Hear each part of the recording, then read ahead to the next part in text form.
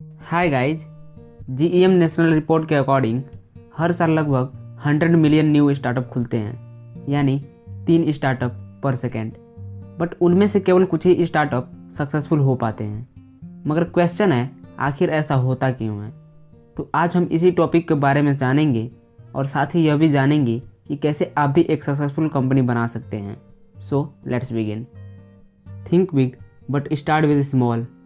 Eric Ries ने year 2000 में एक स्टार्टअप लॉन्च किया था, जिसमें लोग एक ऑनलाइन प्लेटफॉर्म के थ्रू अपने प्रोफाइल को एम्प्लॉयर के सामने रखते थे। हालांकि ये आइडिया बहुत ही ज़बरदस्त था, लेकिन यह बुरी तरह फेल हो गया। लेकिन इस फेलियर से एरिक ने एक बहुत ही बड़ा सबक सीखा, जिसको अप्लाई करके उन्होंने 2004 में एक ऐसा प्लेटफॉर्म लॉन्च किया जहां लोग वर्चुअल 3D टेक्नोलॉजी फंक्शन का यूज करके अपने फ्रेंड या फिर अपने फैमिली से कनेक्ट कर सकते थे।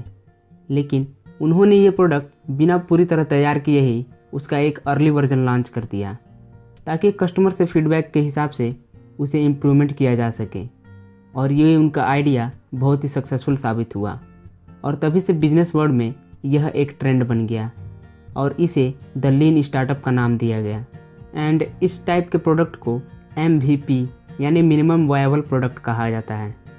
What is lean startup? So lean startup का मतलब है कि किसी प्रोडक्ट में सालों साल इम्प्रूवमेंट करके या फिर उसे परफेक्ट बनाने के बाद लॉन्च करने के बजाय उस प्रोडक्ट को कमियों के साथ उसका एक अर्ली वर्जन लॉन्च कर दिया जाए। फिर आगे जैसे जैसे फीडबैक कस्टमर से मिलेंगे वैसे इम्प्रूवमेंट उसमें करते जाएं, जिससे आपके प्रोडक्ट की इनोवेशन भी चलती रहेगी और आपका प्रोडक्ट वेस्ट भी नहीं होगा या फिर मार्केट से बाहर भी नहीं जाएगा। The principles of lean startup. Basically lean startup में 5 मेन आइडियाज़ होते हैं, जिसे द लीन स्टार्टअप मेथडोलॉजी भी बोलते हैं।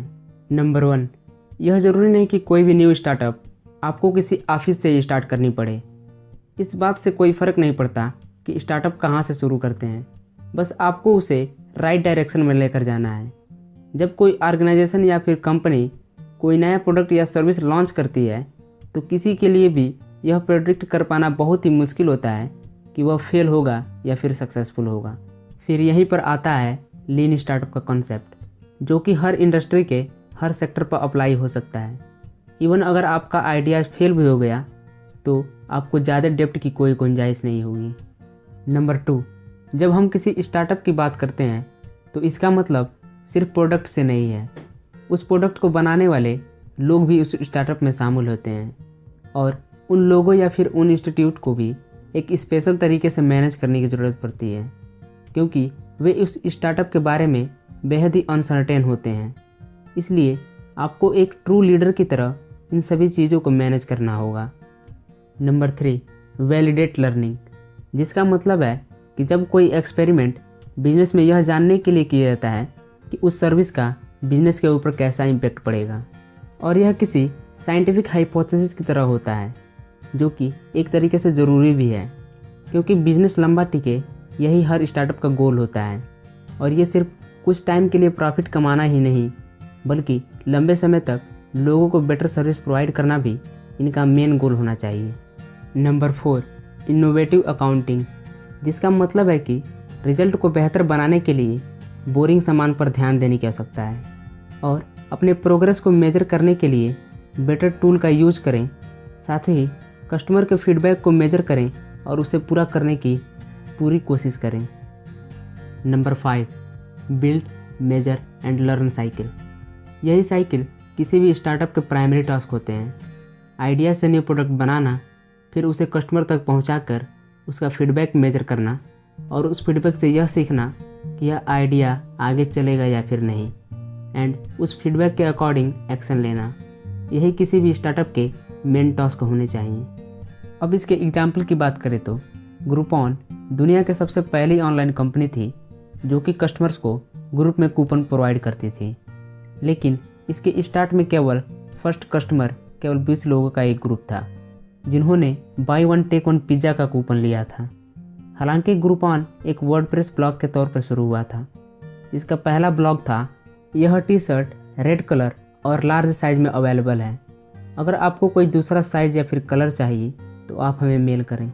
और इसका यही आइडिया हिट साबित हो गया, क्योंकि इन्होंने MVP यानी मिनिमम वायबल प्रोडक्ट की स्ट्रेटजी अपनाई थी। मतलब इन्होंने पहले कस्टमर्स के बीच इस प्रोडक्ट की डिमांड का पता लगाया और फिर अपने आप को उसी हिसाब से अडॉप्ट करते गए। यह कुछ चीज़ें मैंने आपको एरिक राइस की बुक द लीन स्टार्टअप से बताई है। इस बुक में और भी ऐसे आइडियाज़ हैं जो आपको स्टार्टअप कंपनी खोलने में मदद करेंगे।